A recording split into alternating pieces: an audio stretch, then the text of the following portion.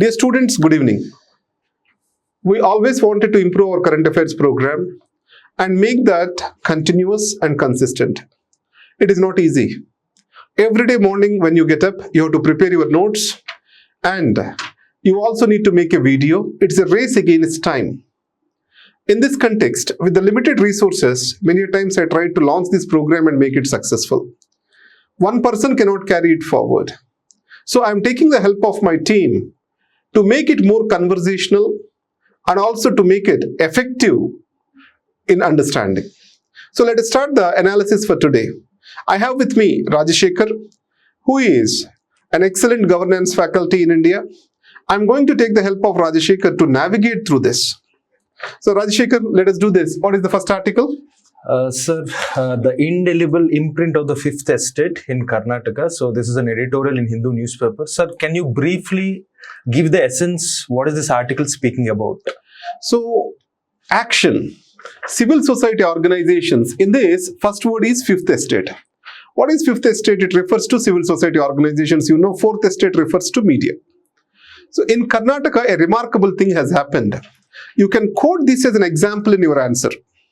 So, mobilization of the people, agenda setting, these are the two major functions of the civil society organizations. In Karnataka, Edelu Karnataka, or if you can't remember the name, Wake Up Karnataka. It's one or two associations, civil society organizations have come together and they have mobilized the people surrounding the public issues. You know that in Indian elections today, agenda is set by the political parties, not by the people. Communal agenda is prevailing. In these circumstances, providing for a people's agenda was the work done by the Wake Up Karnataka. So, role of the civil society, in that context, functions of the civil society, agenda setting, people mobilization or education of masses, empowerment of citizens. For any point of this kind, you can write down this Edelu Karnataka, Wake Up Karnataka as an example, where civil society actions have become remarkable. Second thing, when we talk about the civil society, we talk about silo mentalities. Civil societies work as like frogs in well. So it means one civil society will not be willing to coordinate and cooperate with the other. So that's where always we see civil society working in fragmentation. So civil society is coming together is an effort towards beating that silo mentality. If civil society can work together, it makes wonders. That's what is the essence of this article, Rajashekar. The next is. Sir, can you briefly define what is this civil society? Let me briefly say that. An associational space in the public sphere that exists between the family and the state, which is not state and which is not family. Whatever the associational sphere which is there, we call that as civil society. It is there in our syllabus GS paper 2 governance. Now, sir, now let us move on to the next article, symbols and substance. It looks like a political enriched article. So what is the essence of this article and where we can use this content from examination point of view? Especially, this article is useful for political science and international relations students. And only one statistical point which I am very much interested in this article. The statistical point is, India do not have a real national party. BJP claims itself to be a national party, or many other parties they claim to be a national parties, but these are actually nationally represented regional parties. So in this context, if you see BJP, it represents 38% of popular votes, mostly in North India and West India, and it has got 55% of the Lok Sabha seats. So, it is representing only 38% of the popular votes with 55% of the Lok Sabha seats. And the second thing is, you know, in 2031, 2027, this reorganized, the time period is over, delimitation freezing time period is getting over. So 2031, they have to reorganize the constituencies, delimitation of constituencies. Then Southern India is going to lose the constituencies, Northern India is going to gain. So that is going to become a big rift between South and North. Regional imbalances are going to come up. That is the second important point which I take. Right. I think this is a limitation of the first past the post system. Can we say that as a limitation? Exactly. Yes. In the UPSC syllabus, elections topic, what are the differences between first past the post system and the proportional representation, advantages, disadvantages when we talk about. We can quote the statistical information as a point to substantiate ourselves, right? BJP has 38% of popular votes, but representing the 50%, 5% of the Lok Sabha seats. And even if Andhra Pradesh, Telangana, everywhere we see the proportionalities will miss automatically in the first past the post system, right? Shall we move on to the next article, sir? Faster and stronger. I love this article, Rajshekar. I think this is about usage of supercomputers and how supercomputers helps us in predicting maybe the monsoons or whatever. So what is this article is all about? Right. Weather forecasting, medium range weather forecasting is there, short range weather forecasting is there, long range weather forecasting is there. We want to precisely know tomorrow's weather today. Right. It is relatively easy compared it for 1 month before if we want to know. There is a lot of computational thing is involved. That's where the supercomputers are being used. Along with that, supercomputers are also used with regard to protein mapping. Supercomputers are also used with regard to artificial intelligence.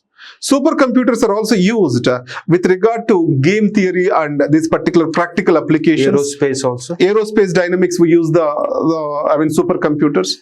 But in India, more or less, we are using the supercomputers only for weather forecasting. So this article essentially says, look beyond the weather forecast, use the supercomputers for national advancements. Why this article has come in the news is high performance computing. Yes, we are buying certain computers from France. That company name is Atos, A-T-O-S. The French company, 4,500 crore rupees we are buying. In this, certain organization names are being given which are important for prelims. What are those? The first is Medium Range Weather Forecasting National Center. Where is it located? Noida. Similarly, Indian Institute of Tropical Meteorology, it is located in Pune. And CDAC, I think it is also located in Pune if I am not wrong. That is CDAC, Center for Advanced Computing. Advanced Computing. Yes. And flops, what are these flops? The flops, this means floating point operations per second. So the speed of the supercomputers is calculated in flops. So today in India, the fastest computer is of 13 petaflops. 13 petaflops. The new computers which we are buying are around 18 petaflops. What is 1 petaflop is equivalent to 1,000 trillion floating operations per second. So sometimes UPSC in prelims is becoming erratic. They may ask this particular thing, how the supercomputers are calculated, their computing capacity, flops. Right? And supercomputers also work with parallel processing. A complex problem, they break it into small objects and they process each object separately. Yes. So whenever you come to the computing, you need to remember this parallel processing for supercomputers, or we call this as high performance computing, parallel processing computing. Next. Yes. Sir, do you think is this article relevant from examination point of view, something related to Turkey? If I'm not Turkey wrong? Elections are going on. Erdogan has showed his muzzle again. Yes. In this context, Ottoman glory. Just one point which I felt important. Even there is a series in Netflix, I think, on Mahmud II. Constantinople. Right, that was the height of Christianity. It was the Muhammad II in 1453 occupied the Constantinople. Right. So that is the most important event in history. That's what I want to remember. Ottoman wars are very important from maybe history point of view. No, but our syllabus not much worth it. But here, in international affairs context, Iran, Turkey, Pakistan, an angle has developed. Yes. Right. And Turkey was supportive of Pakistan's stance on Kashmir during Erdogan's era. That we will discuss in some other time, but I don't think that is much important. Now, so I think this is related to judiciary. From master of the roster to master of all judges. I think it is related to Chief Justice of India. Sir, what is this essence of the article and where it is useful? I have two important words in this, which we can enrich our judiciary answer. Yes, sir. I have added the words also in this particular material which I gave you. One is bench fishing, forum shopping. Acha, acha. So even in Telugu states, that those words in Telugu they became very popular. What is bench fishing? Forum shopping. It means that if I don't get judgment in one bench, I will move to take the same case in different disguise to the another bench. Now it is becoming a norm. Yeah, and the second is I try to choose a bench. I wait for that particular judge to take up that particular bench before I move my case. That is called as forum shopping. So use these words, bench fishing and forum shopping, on the criticism of judiciary. So here, Ritu Chabria versus Union of India case, what it says is, an under trial, they have a right to be released. Supreme Court bench has stated that every under trial has a right to be released on a default bail after a certain period of time. The government is playing trick with it. What is the trick? They prolong the investigation. They file the interim preliminary charge sheet. Now, what it said is, it's not going to work. After a certain period, you have to consider that there is a default bail, 90 days or something. Then Union of India has got panicked and it will jeopardize many types of investigation. They have went to the CJI and CJI has kept it on hold for a temporary period, short period. Yes. How can CJI can interfere with the judgment of another bench is the question of this article. So that's where master of the roster, it means he has certain administrative duties like allocation of benches or cases to various things, or with regard to collegium, he has certain works. Master of the roster normally refers to his role with regard to allocation of cases to different benches. Now here, he involved with the judgment of other bench. So he is just a master of the roster. He is not master of all judges. He is just first among the equals. Like Prime Minister with regard to Council. Council of Ministers. The Chief Justice of India is first among the equals. He is not above any other judge. That is the point. Second important point is, the Chief Justice of India is master of the roster, and here also there was controversy when Deepak Mishra was there as Chief Justice. If you remember, 4 judges, they have come out in open criticizing the actions of the Chief Justice of India. Yes. Right. So this also has to be automatized. It has to be made impersonal. That's what is the proposal which has come at that particular time. Chief Justice shall not decide which case has to go to whom. It is the process that has to determine. That is the suggestion which has come then. So with regard to the judicial reforms, you can quote Ritu Chabria case and talk about this. I don't think a special question will come on mains like this. But the points which I want to take is this: bench fishing, forum shopping. Those are the 2 words which we can use with regard to the recent trends in judiciary. Sir, though it's not central to this article, what is this under trial word? Under trials. Yes. Now, when a person, investigation is going on, trial is going on, still he will be kept in the jail. Okay. Right? Non-convicted, right? People who are in jails, while the judicial process awaits, these are called under trials. I think today we are facing these under trial problems. Right. Right. So, Now, performance review of Parliament has functioned till now, sir. Can we map to a syllabus here? So sir, PRS, can you map the first? Can you map this article to the syllabus, sir? First. right? This goes into the Parliament, Legislature, Okay. GS paper 2. Okay, sir. What is the essence of this article? And I think some statistics are also there here. Right. So where can we use this article and statistics? So with regard to the weakening of democracy, or with regard to the weakening of legislature functioning, or weakening of the legislative control in India, we can quote the PRS legislative research and use these particular statistics. Okay, sir. 3 major points. Yes. 17th Lok Sabha is the one which has sat for the least number of hours. Yes, sir. So that is the first point, 17th Lok Sabha. Yes. Hardly it will not be even be sitting for 300 days. So as of now, 230, I think by May we have the elections. It may sit for another 50 days. It will be around 280 days. Before that, 16th was the lowest. They ignore these particular things because these Lok Sabhas are not complete. Tenure is not complete. I think there is no mandatory that you have to sit for these many hours. Exactly. So across the world, the legislature sittings are increasing, especially in the developing countries in South Asia. The number of days legislature is sitting is coming down. So it means the connection between the people and legislature, or people's problems and legislature, is also coming down. Legislative control on the executive will be coming down for that matter.